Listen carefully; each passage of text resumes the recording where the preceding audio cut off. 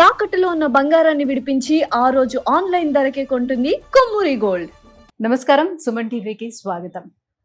మన హిందూ ధర్మంలో అత్యంత పవిత్రమైనటువంటి మాసాలలో వైశాఖ మాసం ఒకటి.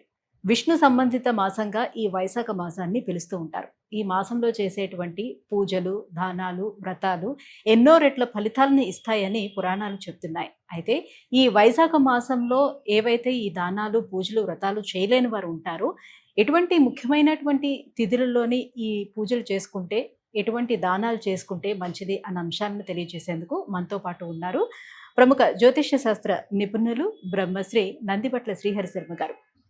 గురుగారు నమస్కారం. వాగర్థావ్య సంపృక్తౌ వాగర్థ ప్రతిపత్తయే జగతః పితరౌ వందే పార్వతీ పరమేశ్వరౌ ఆదిత్యాయ చ సోమాయ మంగళాయ బుధాయ చ గురు శుక్ర శనిభ్యశ్చ రాహవే కేతవే నమః. శృంగేరి జగద్గురు పీఠాధిపతులకి, కంచిపీఠాధిపతులకి నమస్కారములు తెలియజేసుకుంటూ కార్యక్రమాన్ని ప్రారంభిద్దాం. గురుగారు, వైశాఖ మాసం యొక్క విశిష్టత ఏంటి? ఎందుకు ఈ వైశాఖ మాసాన్ని విష్ణు సంబంధిత మాసంగా పిలుస్తారు? వైశాఖ మాసము చాలా పవిత్రమైనటువంటి మాసాలలో ఒకటి.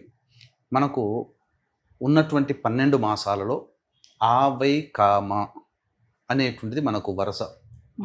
ఆశ్వేజ మాసం, వైశాఖ మాసం, కార్తీక మాసం, మార్గశిర మాసం, మాఘమాసం. ఈ 5 నెలలు కూడా పుణ్యాన్ని సంపాదించుకునేటువంటి మాసాలు, పాపక్షయార్థం కోసం మానవుడు పరితపించాల్సినటువంటి మాసాలు. అయితే ఈ వైశాఖ మాసంలో ముఖ్యంగా విష్ణు ప్రాధాన్యమైనటువంటి మాసముగా చెప్పబడి ఉంది. ఒక్కొక్క మాసానికి ఒక్కొక్క విశిష్టత. ఈ మాసంలో మాధవ అనే నామంతో విష్ణువుని కొలవడం అనేటువంటిది యుగ యుగాల నుంచి వస్తుంది. ఇక వైశాఖ మాసంలోనే అనేకమైనటువంటి, కార్తీక మాసంలో లాగానే అనేకమైనటువంటి పుణ్యతిథులు అనేటువంటివి మనకున్నాయి. అయితే వైశాఖ మాసము నుంచి కూడా ఎండలు పెరుగుతూ ఉంటుంటాయి. కాబట్టి కాలాన్ని అనుసరించి మానవుడు తన యొక్క దైనందిన జీవితంలో దానాది కార్యక్రమాలు చేయడం అనేటువంటిది ఆచారంగా మనకు పెట్టారు, మనకు మహర్షులందరూ కూడా. ఇందులో మనకు చూసుకున్నట్లయితే ఈ వైశాఖ మాసంలో అనేకమైనటువంటి పుణ్యతిథులు, ముఖ్యంగా వైశాఖ మాసం అనేసరికి అందరికీ టక్కున గుర్తొచ్చేటువంటిది అక్షయ తృతీయ. ఈ అక్షయ తృతీయ రోజునే ప్రధానంగా గంగా జయంతి, అంటే గంగా సప్తమి అని చెప్పి వైశాఖ శుద్ధ సప్తమి రోజున గంగ అవతరించిన రోజుగా చెబుతారు. గంగ పుట్టింది అని చెప్పి. వాస్తవానికి శివుని జటాజూటము నుంచి భూమి మీదకి జాలువారినటువంటి రోజు, అనగా భూమిని స్పర్శించింది గంగ ఈ అక్షయ తృతీయ రోజున. అందుకనే ఎన్ని నదులు మనకు లుప్తమైపోయినా గంగ అనేటువంటిది ఇప్పటికీ ప్రవహిస్తూనే ఉంటుంది. అన్ని నదులు ఉన్నాయి, కానీ ఒక్కొక్కటి కనుమరుగవుతుంది. పద్మాక్షి నది కనుమరుగైంది, సరస్వతి నది కనుమరుగైంది, ఇలా చెప్పుకుంటే చాలా నదులు ఒక్కొక్కటి లుప్తమైపోతున్నాయి. కానీ అక్షయ తృతీయ చాలా పవిత్రమైందని చెప్పుకున్నాం. గంగ అవతరించింది ఈరోజు. ఈ గంగ ప్రవాహాన్ని వస్తే జన్హు మహర్షి ఆశ్రమాన్ని పూర్తిగా మింగివేస్తే, కోపోద్రిక్తుడైనటువంటి జన్హు మహర్షి మొత్తము గంగని పూర్తిగా మింగివేస్తాడు. మళ్ళీ నోటి నుంచి వదిలితే అపవిత్రం అవుతుందని కుడి చెవి గుండా వదులుతాడు. గంగ మళ్ళీ జన్హు మహర్షి నుంచి పుట్టింది కాబట్టి జాహ్నవి అనే నామంతో ప్రత్యేకతను పొందింది. ఇక ఇది అయిపోయిన తర్వాత ఇదే రోజున కూడా పరశురామ జయంతి అనేటువంటిది మనం జరుపుకుంటే, సాక్షాత్తు విష్ణాంశ సంభూతుడైనటువంటి పరశురాముల వారు మిట్ట మధ్యాహ్నం 12 గంటల ఆ సమయంలో పునర్వసు నక్షత్రంలో మిథున లగ్నంలో రాహు ఉండగా జన్మించాడు. పరశురామ జయంతి కూడా ఈరోజు. కొన్ని గ్రంథాల ప్రకారం బలరామ కృష్ణ జయంతి కూడా, అనగా కృష్ణుడి సోదరుడైనటువంటి బలరాముడు ఉన్నాడు కదా, ఆయన జయంతి కూడా ఈ రోజుని చెప్తారు. ఇక గమనించుకున్నట్లయితే ఇక పంచమి రోజున, వైశాఖ శుద్ధ పంచమి ఆదిశంకరాచార్య జయంతి, వైశాఖ శుద్ధ షష్ఠి రామానుజాచార్య జయంతి, అంటే శివ వైష్ణవ మతాలకి మూల పురుషులైనటువంటి వ్యక్తుల యొక్క జయంతి. సప్తమి గంగా సప్తమి. అలాగే ఏకాదశి మోహిన్యై ఏకాదశి. ఇంకా గమనించుకున్నట్లయితే ఇక చతుర్దశి, మళ్ళీ ఇంకొక విష్ణు అవతారంలో సంభూతుడైనటువంటి నరసింహస్వామి యొక్క అవతారము ఈ చతుర్దశి వైశాఖ మాసము స్వాతి నక్షత్రము శనివారం ఉండగా ఉదయించడం జరిగింది. ఇక తర్వాత పౌర్ణమి ఎలాగో వైశాఖ పౌర్ణమి బుద్ధ జయంతి అని జరుపుకుంటాం. మళ్ళీ దీంట్లో ఏకాదశి, తర్వాత అమావాస్య. ఈసారి వైశాఖ మాసము అమావాస్య శని జయంతిగా చెప్పబడేటువంటిదిగా ఉంది. అది చాలా పవర్ఫుల్ అమ్మ. అవకాశం ఉన్నప్పుడు ఆ యొక్క అమావాస్య గురించి మనం తెలుసుకునే ప్రయత్నం చేద్దాం. ఎందుకనంటే ఈ సంబంధించినటువంటి వైశాఖ అమావాస్య శనివారం అయింది, భరణి నక్షత్రంతో కూడుకుంది, అమావాస్య అయింది, శని జయంతి. కాబట్టి పితృదేవత ఆరాధనకి వైశాఖ అమావాస్య చాలా బలంగా పెట్టింది పేరుగా చెప్పవచ్చు. అందులో ఏమాత్రం సందేహం లేదు. ఇక గమనించుకున్నట్లయితే ప్రధానంగా ఈ సంబంధించినటువంటి వైశాఖ మాసంలో ఎటువంటి దానాది కార్యక్రమాలు చేయాలనేటువంటిది తెలుసుకునే ప్రయత్నం చేద్దాం. వీక్షించేటువంటి ప్రేక్షకులకు కూడా వైశాఖ మాసంలో అత్యంత మహిమాన్వితమైనటువంటిది, పరమ పవిత్రమైనటువంటిది అక్షయ తృతీయ 20వ తారీఖు అయింది. దీన్ని దృష్టిలో పెట్టుకుని కనుక ఈ రోజున చేసేటువంటి పుణ్యము కానీ, దానము కానీ, హోమము కానీ, యజ్ఞము కానీ కోటి రెట్ల ఫలితాలను ఇస్తుందని చెప్పి మనకు అగ్ని పురాణంలో చెప్పబడింది. దీన్ని దృష్టిలో పెట్టుకుని మన పీఠమాధ్వర్యంలో 20వ తారీఖు రోజున సాయంకాలం 6 గంటలకి సకల దోషాలు తొలగిపోవాలనే ఉద్దేశంతో నవగ్రహ పాశ్వత హోమము, మృత్యుంజయ హోమము, రుద్రహోమము, సుదర్శన హోమము, లక్ష్మీ మూలమంత్ర సంపుటిత లక్ష్మీ సూక్త హోమమును జరిపించి శక్తిపాతము చేసినటువంటి కరుంగలిమాల ఉచితంగా ఇవ్వడం జరుగుతుంది. అవకాశం ఉన్నటువంటి వాళ్ళు ఈ కార్యక్రమంలో 20వ తారీఖు మధ్యాహ్నం 3 గంటల లోపల గోతనామాలు నమోదు చేసుకోవచ్చు. అలాగే ఇటువంటి కార్యక్రమం మళ్ళీ మే 1 వైశాఖ పౌర్ణమి రోజున కూడా జరపబడుతుంది. ఆ కార్యక్రమంలో కూడా నమోదు చేసుకోవచ్చు. ఇక ఈ వైశాఖ మాసంలో చేయవలసినటువంటి దానములలో ముఖ్యంగా ప్రధానంగా ఉదక కుంభదానము అనేటువంటిది చెయ్యాలి. అది ఇత్తడి పాత్ర అయినా, వెండి పాత్ర అయినా, రాగి చెంబు అయినా కానీ, లేదా మట్టి చెంబులోనైనా చేయవచ్చునమ్మ. ఆ యొక్క నీటిలో చక్కగా పచ్చకర్పూరం, జాజికాయ, జాపత్రి, ఇలాచి, కుంకుమ పువ్వు ఇలా సుగంధ ద్రవ్యాలు వేసి, వీలైతే కొన్ని పుష్పములు వేసి బ్రాహ్మణుడికి దానం చేయాలి.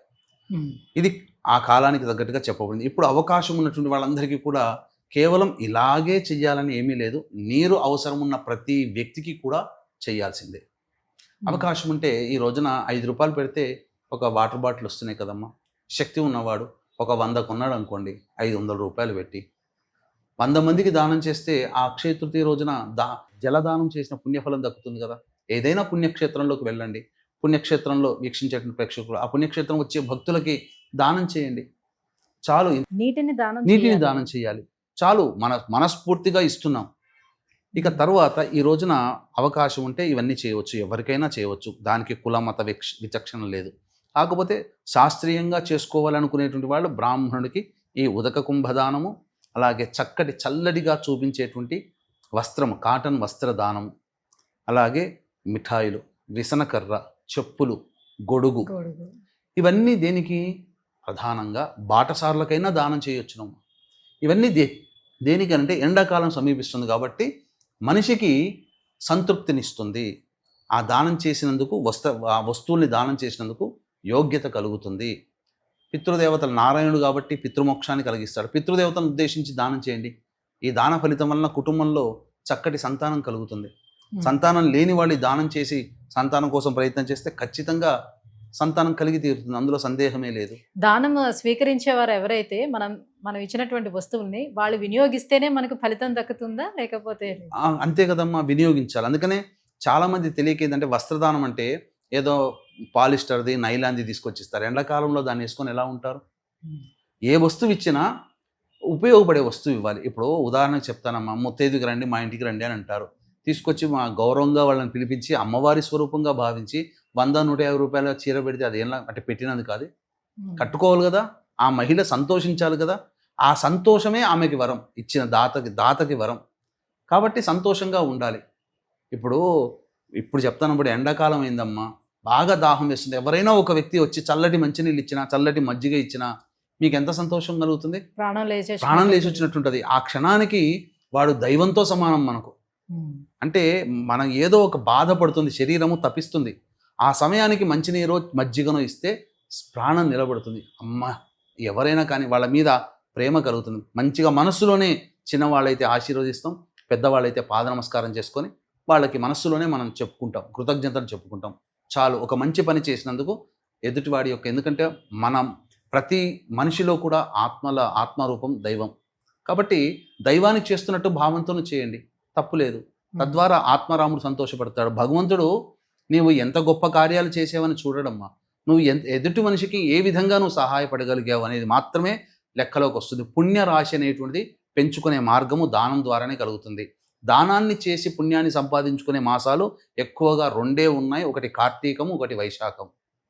మిగతా మాసాల్లో పాపక్షయము అనేటువంటిది దైవానుగ్రహాన్ని పొందే ప్రయత్నమే చేస్తాం. కానీ దైవానుగ్రహంతో పాటు పాపక్షయం తరిగిపోయి పుణ్యరాశి పెరిగేటువంటి మాసాలు కార్తీకము, వైశాఖమే ఎక్కువగా కనబడుతున్నాయి.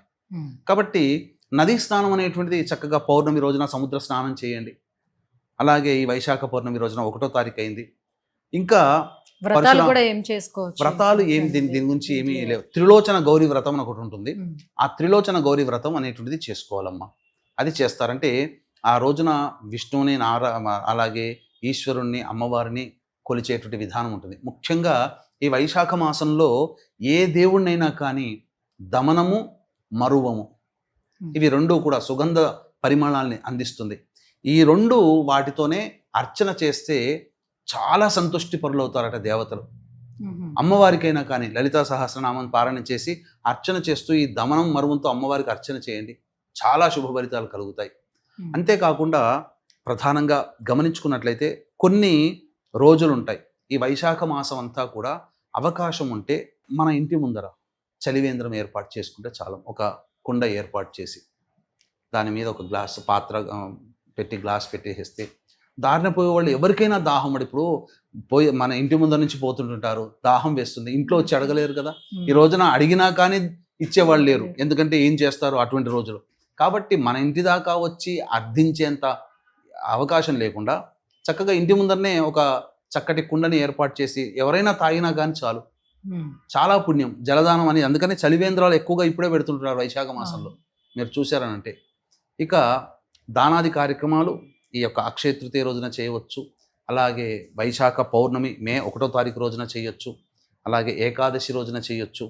ఇక ముఖ్యంగా వైశాఖ మాసంలో చెప్పుకోదగినటువంటి పుణ్యతిథులు 3 ఉన్నాయమ్మా. అంటే ఈ వైశాఖ మాసం అంతా ఆచరించకపోయినా త్రయోదశి, చతుర్దశి, పౌర్ణమి ఈ 3 రోజులు ఎప్పుడు వచ్చాయి? ఏప్రిల్ 29, ఏప్రిల్ 30, మే 1. ఈ 3 రోజుల్లో గనక చక్కగా దానాది కార్యక్రమాలు చేయడము, అలాగే పౌర్ణమి రోజున సాలగ్రామ దానం చేయాలి, అలాగే అన్నదానం చేయాలి. ఈ 3 రోజుల్లో ఎంత చేస్తే అంత అపరిమితమైనటువంటి పుణ్యం కలుగుతుంది. త్రయోదశి, చతుర్దశి, పౌర్ణమి ఈ 3 రోజులు చెప్పబడి ఉంది. ఇక ఎలాగో మనకు ఈ వైశాఖ మాసం కంటే ముందు 17వ తారీఖు రోజున చైత్ర అమావాస్య వస్తుంది. ఉదక కుంభ దానము చేసి, వస్త్రదానము చేసి, పిండరహితముగా శ్రాద్ధాది కార్యక్రమాలు ఏ వ్యక్తి అయితే పెడతాడో ఆ వ్యక్తి యొక్క పితృదేవతలు నరకకోపం నుంచి బయటపడి పుణ్యలోకాలకి ఏగుతారు అని చెప్పి వైశాఖ పురాణంలో స్పష్టంగా నారద అంబరీషుల మధ్య యొక్క సంవాదంలో చెప్పబడింది. కాబట్టి ఇంకా అవకాశం అనేటువంటిది మనం కల్పించుకొని చేసుకోవాలి తప్ప ఇటువంటివన్నీ చెప్పబడ్డాయి. అంతేకాకుండా మే 16వ తారీఖు రోజున వైశాఖ అమావాస్య అయింది. శనివారము, భరణి నక్షత్రము మరియు అమావాస్య, ఇది శని జయంతిగా చెప్పబడి ఉంది.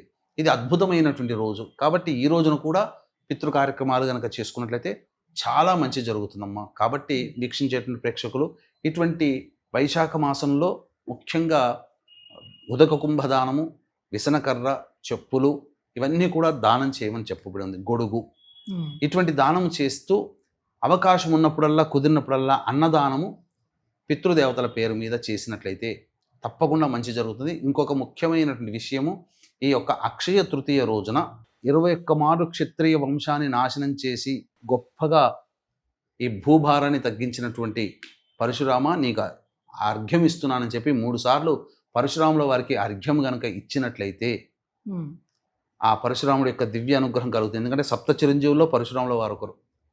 ద్వాపరయుగము, త్రేతాయుగానికి రెండిటికి సంబంధించినటువంటి వాడు పరశురాముడు. ఆంజనేయుడు ఎలాగో రాముడి కాలంలో ఉన్నాడు, ద్వాపరయుగం కాలంలో ఉన్నాడు. రాముల కాలంలోనే పరశురాముడు ఉన్నాడు, ద్వాపరయుగంలో కూడా జీవించే ఉన్నారు సుగ్రీవుడు కానీ ఇలా తప్పకుండా చిరంజీవి అయినటువంటి పరశురాముడికి అర్ఘ్యం ఇవ్వడం కూడా చాలా గొప్పదని చెప్పవచ్చు. ఈ విధంగా ఇలా వైశాఖ మాసాన్ని అందరూ కూడా సద్వినియోగపరచుకుని, ముఖ్యంగా ఈ యొక్క అక్షయ తృతీయ, అలాగే శంకరాచార్య జయంతి, గంగా సప్తమి, అలాగే ఏకాదశి, త్రయోదశి, చతుర్దశి, పౌర్ణమి, పౌర్ణమి వెళ్ళిన ఏకాదశి మరియు అమావాస్య.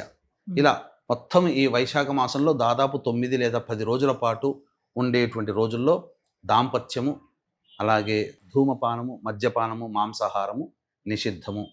ముఖ్యంగా ఆడవాళ్ళని బాధ పెట్టకూడదు ఈ మాసంలో. ఈ విధంగా ఎవరైతే ఆచరిస్తారో ఈ చెప్పినటువంటి విధంగా వాళ్ళకి నిజంగా ఈ వైశాఖ మాస తదనంతరం వాళ్ళ యొక్క సంకల్పం అచిరకాలంలోనే పితృదేవతా సహిత దైవతానుగ్రహంతో నెరవేరుతుంది అని చెప్పడంలో ఏమాత్రం సందేహం లేదు. గురుగారు, వైశాఖ మాసం యొక్క విశిష్టత ఏంటి? ఏ తిథుల్లోని మనం ఈ పూజలు కానీ మీరు చెప్పినటువంటి దానాలు కానీ అవలంబిస్తే మన కార్య ఫలం అనేది దక్కుతుంది అనే విషయాలు తెలియజేసినందుకు ధన్యవాదాలు. సర్వం శ్రీ ఉమామహేశ్వర పర బ్రహ్మార్పణమస్తు.